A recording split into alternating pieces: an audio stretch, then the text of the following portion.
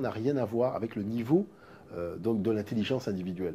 Vaut mieux finalement Alors avoir... justement, pour enseigner cette intelligence de façon commune, Mhm. pouvez-vous nous dire un mot alors par rapport à l'université africaine? Voilà, c'est-à-dire que cette université africaine que nous avons déjà un peu initiée à travers le projet donc, de l'Institut Africamat, c'est tout simplement de nous replacer au centre même de notre réflexion avec nos propres valeurs, avec nos humanités classiques et notre projet civilisationnel. Vous savez, les gens ne se rendent pas compte que nous vivons dans le projet civilisationnel des autres. Quand vous prenez les Antillais, c'est une invention totalement du monde occidental. Ce ne sont pas des gens qui sont venus de leur propre gré, qui ont développé leur propre projet civilisationnel. Est-ce que la Martinique, c'est un nom qui a été donné par les Noirs?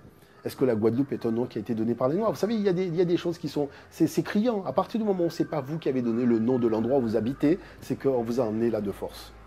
Parce que quand vous êtes venu de votre plein gré, c'est-à-dire vous avez développé votre propre projet civilisationnel, je vous garantis que là où vous habitez, ça porte votre nom. Ce n'est pas le cas de Mayotte. À Mayotte, les noms de lieux, les noms de villes portent des noms autochtones qui ont été donnés par les Noirs. Est-ce que vous voyez ce que je veux dire? Mais c'est ça qui m'a marqué. quelle est la différence justement entre Mais c'est ce Mayotte qui et m'a la marqué. Guadeloupe et Mais le c'est ça qui Martinique? m'a marqué, moi, quand j'étais à Mayotte, faire les conférences. C'est que les noms de lieux ne sont pas des noms français, comparativement, je dirais, à ceux que nous vivons en Guadeloupe, en Martinique et en Guyane. Est-ce que vous voyez? Même en Afrique, même, beaucoup de noms de lieux sont des noms occidentaux. Est-ce que vous voyez ce que je veux dire par là? Donc ça veut dire que quoi? Ça veut dire que il faut arrêter de se mentir à soi-même. C'est-à-dire que quand vous rentrez dans un projet civilisationnel qui n'est pas le vôtre, et que vous cherchez dans le cadre d'un projet civilisationnel qui vous est étranger, le développement, c'est que vous êtes devenu fou. Vaut mieux construire un asile de fous et emmener ces gens-là dans l'asile. Parce que ces gens sont de mauvaise foi, vous voyez. Et beaucoup de gens dont on dit qu'ils font partie de l'élite noire et compagnie, sont des gens en fait qui sont des demeurés au niveau de la réflexion intellectuelle. Et je ne le dis pas vraiment méchamment, je le dis tout simplement parce que je veux qu'à un moment, parce que ce sont des frères et des sœurs que nous aimons, et ce sont des frères et des frères que nous disons, vous avez, vous, en vous-même, la capacité d'aider le monde noir à sortir du problème. Mais il faut écouter votre cœur. Le problème, c'est que vous n'écoutez pas suffisamment votre cœur. Écoutez votre cœur. Et vous allez voir, vraiment voir à quel moment vous faites des erreurs dans votre réflexion. Nous devons créer notre propre projet civilisationnel. C'est ce que nous appelons le projet civilisationnel Kamit. Et c'est parce que nous allons créer notre propre projet civilisationnel que nous allons pouvoir nous développer. Mais développer, ça ne veut pas dire copier l'autre. Ça veut dire que nous devons inventer notre propre définition de ce que c'est que le développement. Et c'est là encore, vous voyez, ce sont des exigences. Nous, on a un parcours culturel, un parcours historique particulier.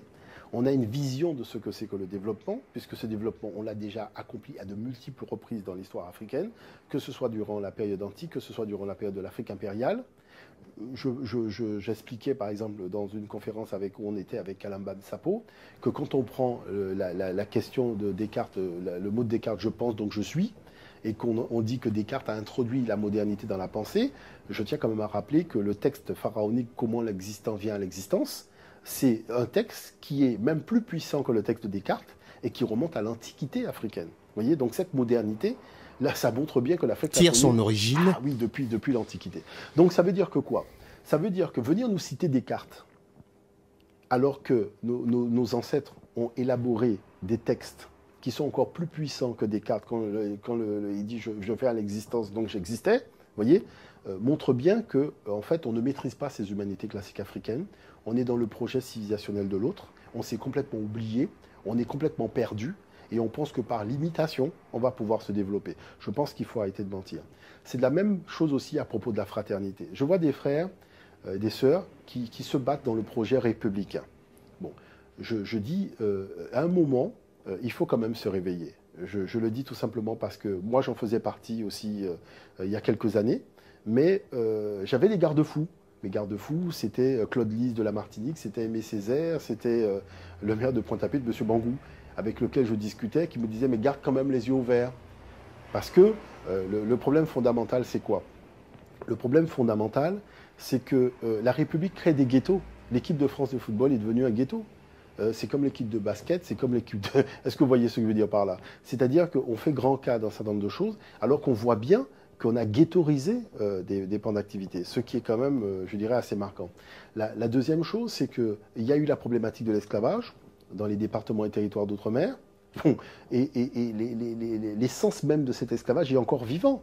On a aboli, je dirais, les choses dans le droit, mais dans les faits, les choses sont restées telles quelles.